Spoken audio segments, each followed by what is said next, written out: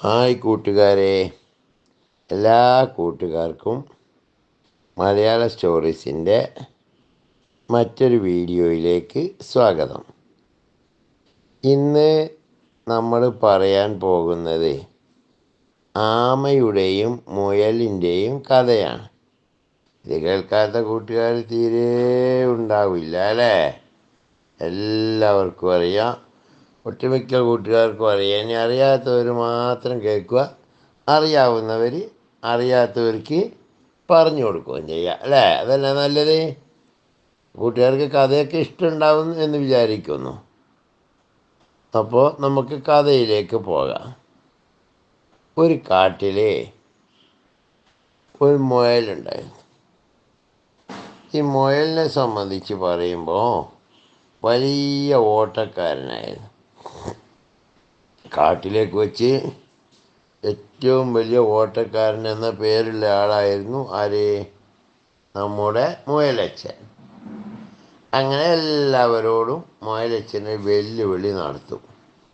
എടാ, ധൈര്യമുണ്ടെങ്കിൽ എന്നെ ഓടി തോൽപ്പിക്കടാ, അല്ലാതെ ആരും എന്നോട് ഡയലോഗ് അടിക്കണ്ട എന്ന വാശിയായിരുന്നു മുയലച്ചനുണ്ടായിരുന്നത്. അങ്ങനെ ഒരു ദിവസം ആ കാട്ടിൽ എവിടെയോ നിന്നോ വന്നെത്തിയ ഒരു പാവം ആമ.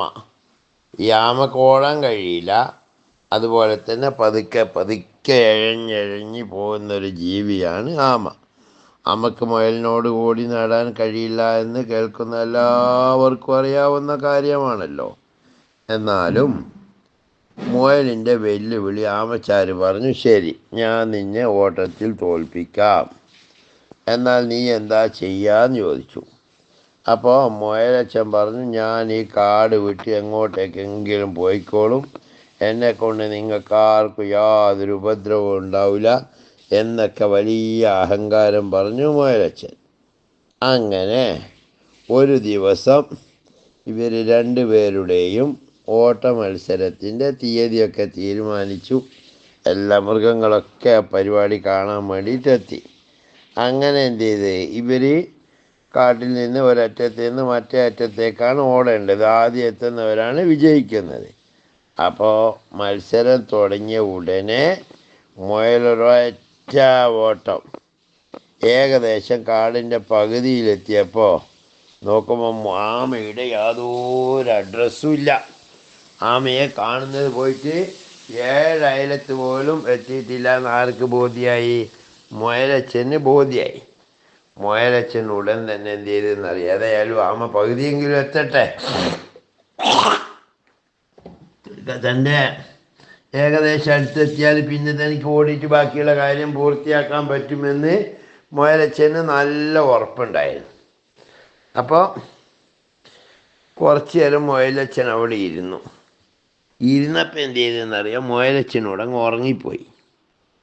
ആമ വന്ന് നോക്കുമ്പോൾ കാണുന്ന കാഴ്ച എന്താ? മുയലച്ചൻ നല്ല ഉറക്കിലാണ്. ആമ എന്ത് ചെയ്ത് വളരെ തന്നെ കൊണ്ട് കഴിയുന്നത്ര വേഗത്തിൽ എഴഞ്ഞെഴഞ്ഞ് കാടിൻ്റെ അതിർത്തി എത്തി.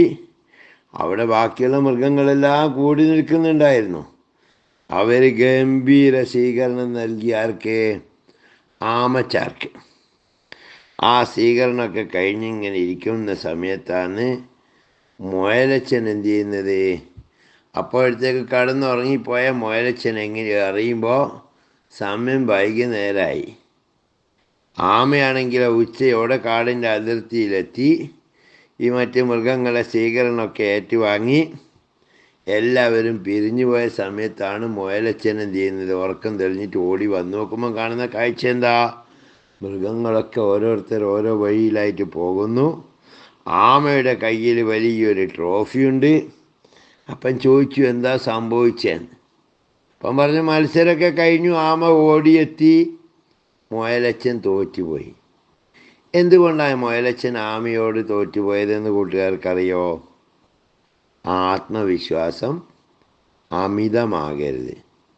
അമിതമായ ആത്മവിശ്വാസമാണ് മുയലച്ചനെ ചതിച്ചത്. നമ്മളെ കൊണ്ട് എല്ലാ കാര്യം ചെയ്യാമെന്ന് വിചാരിച്ചാൽ പോലും അത് നമ്മൾ എന്ത് ചെയ്യണം? ചെയ്യേണ്ട സമയത്ത് തന്നെ ചെയ്ത് പൂർത്തിയാക്കണം. ചില കൂട്ടുകാരങ്ങനെയാണ്, പാഠപുസ്തകങ്ങളൊന്നും തൊട്ട് നോക്കൂല. ഏതായാലും പരീക്ഷയാകുമ്പോൾ ഞാൻ ജയിച്ചു പോകും, എന്നെക്കൊണ്ട് കഴിയും എന്ന് കരുതി കാത്തിരിക്കും. അങ്ങനെ കാത്തിരിക്കുന്നവർക്ക് ഈ മുയലച്ഛൻ്റെ അതേ ഗതിയാണ് ഉണ്ടാവുക. അതുകൊണ്ട് ഓരോ ദിവസത്തെ പാഠങ്ങളും അതാത് ദിവസം തന്നെ പഠിച്ച് തീർക്കണമെന്നാണ് ഈ കഥയിലെ ഗുണപാഠം. മറ്റൊരു കഥയുമായി വീണ്ടും കാണാം. സബ്സ്ക്രൈബ് ചെയ്യാത്തവർ ഉടൻ തന്നെ സബ്സ്ക്രൈബ് ചെയ്തേക്കണേ. നന്ദി, നമസ്കാരം.